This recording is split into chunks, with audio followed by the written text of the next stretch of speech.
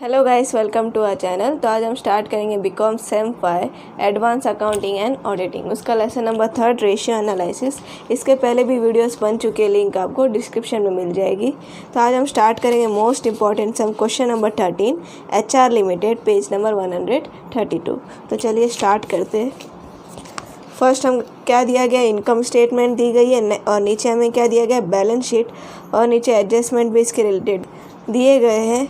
उसके बाद हमें क्या पूछा है, फर्स्ट हमको फाइंड करने, you are required to calculate the following ratio for the year 2011 and 2012।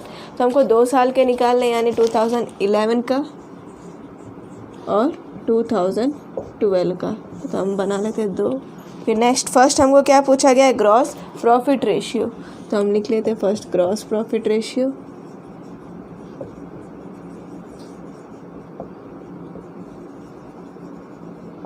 हमारे ग्रॉस प्रॉफिट रेशियो का फॉर्मूला क्या होता है, ग्रॉस प्रॉफिट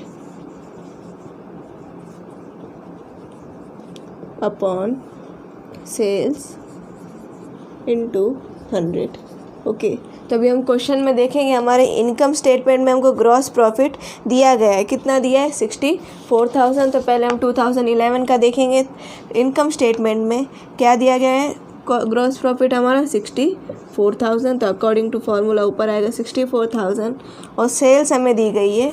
देखो हमारा सेल्स क्या होता है, cash sales plus credit sale हमारा क्या होता है, टोटल सेल। तो हमारा टोटल सेल कितना है, 3,00,000 2011 का इंटू 100।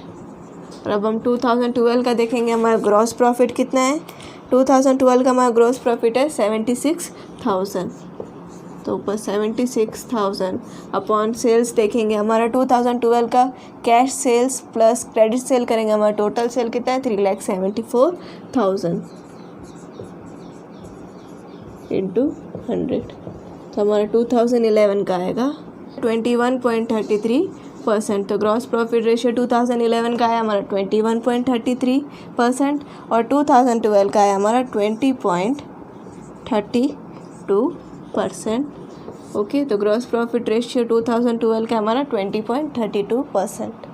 नेक्स्ट सेकेंड हमको क्या फाइंड करने बोला, ऑपरेटिंग रेशियो। तो हम लिख लेते हैं फर्स्ट, सेकेंड पहले लिख लेते हैं हम, ऑपरेटिंग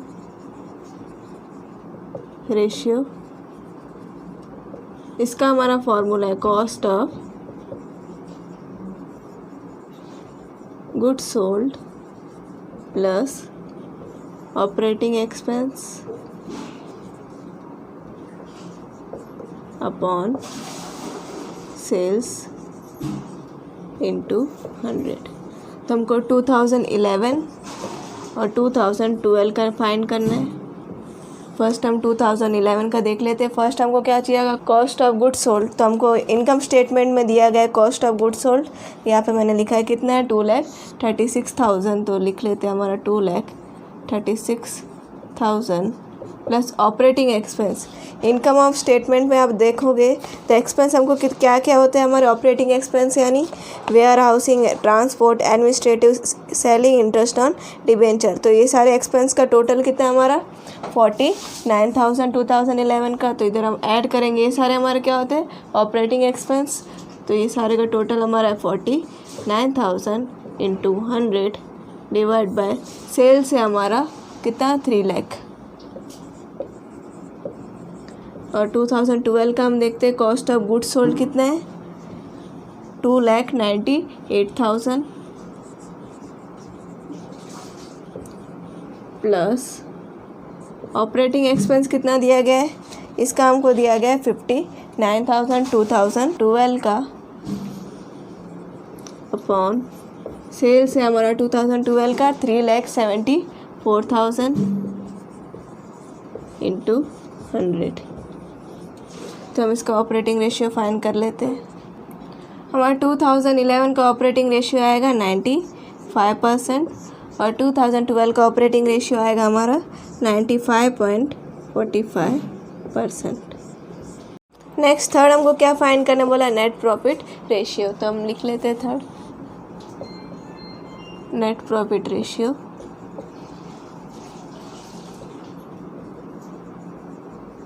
इसका हमारा फॉर्मूला होता है net profit upon sales into 100। तो अब 2011 और 2012। 2011 का नेट प्रॉफिट हमारा कितना है 15,000, तो हम लिख लेते 15,000 अपॉन सेल्स हमारा कितना है 2011 का 3 लाख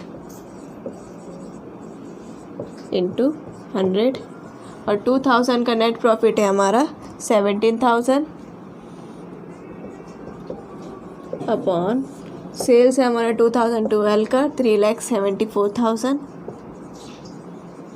इंटू 100। तो हमारा 2011 का है नेट प्रॉफिट रेशियो 5% और 2012 का है हमारा नेट प्रॉफिट रेशियो 4.55%।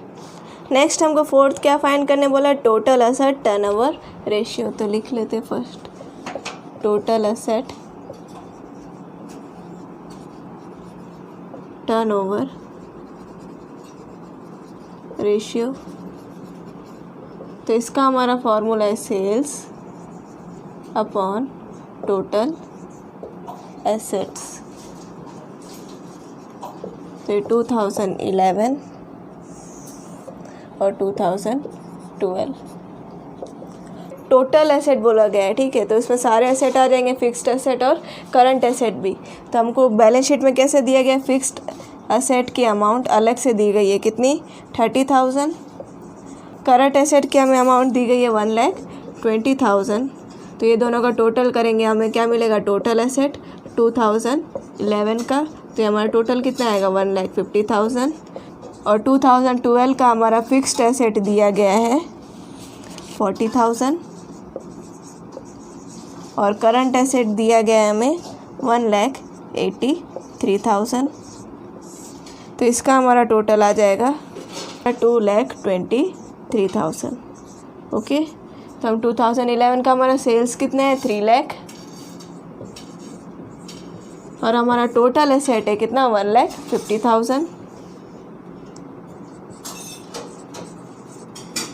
और 2012 का हमारा सेल्स है 3,74,000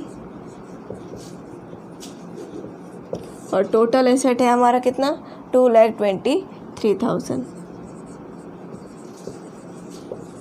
तो इसका हमारा 2011 का आ जाएगा 2 टाइम्स और 2012 का आएगा हमारा 1.68 टाइम्स। नेक्स्ट हमको क्या फाइंड करने बोला, stock turnover ratio. Fifth number stock turnover ratio. तो इसका हमारा फॉर्मूला होता है cost of goods sold upon average stock.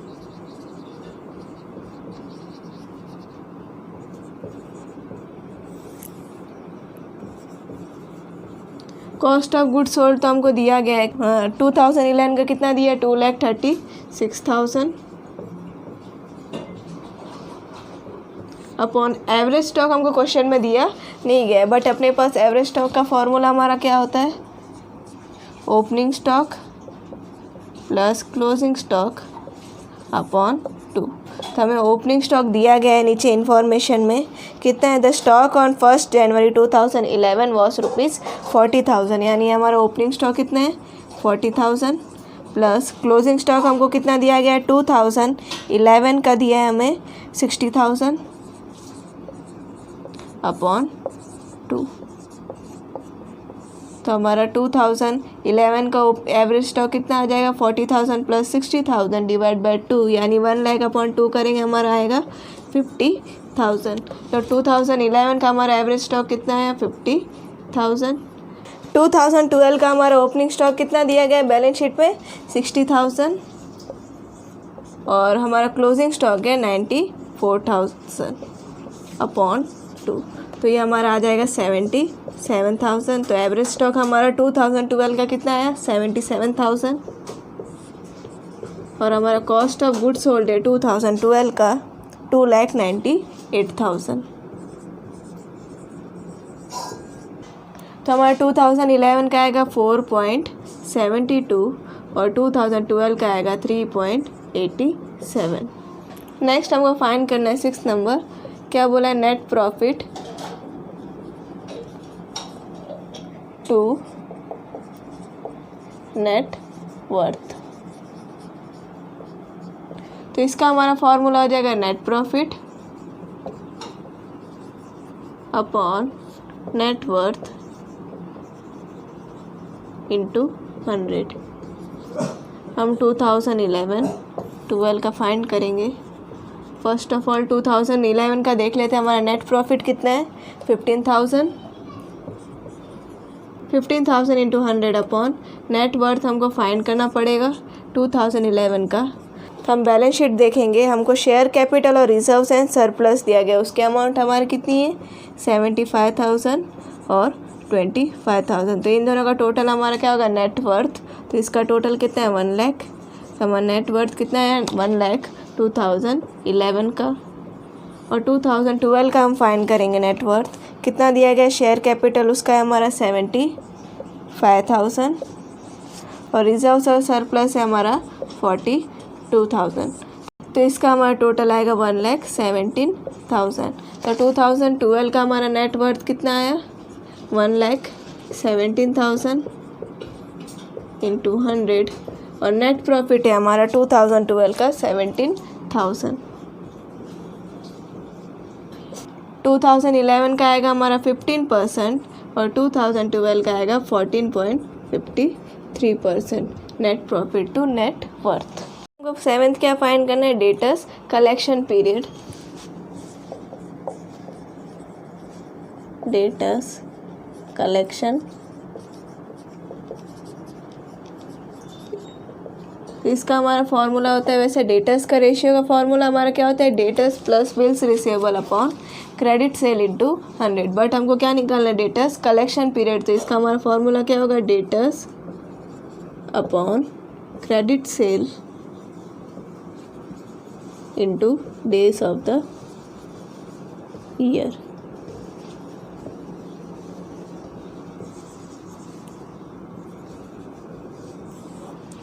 To 2011 का हमारा डेटर्स कितना दिया गया है बैलेंस शीट में 50,000 और क्रेडिट सेल है हमारा 2011 का कितना है 2,70,000 इंटू। तो हमें क्वेश्चन में दिया नहीं गया डेज ऑफ द ईयर, तो हम कौन सा कंसीडर करेंगे 360। और 2012 का हमारा डेटर्स बैलेंस शीट में दिया गया है 82,000 और क्रेडिट सेल है हमारा 2012 का 3,42,000 into days of the year है हमारा 360। तो हमारा डेटर्स कलेक्शन पीरियड आ जाएगा 2011 का 67 डेज और 2012 का आएगा हमारा 86 डेज।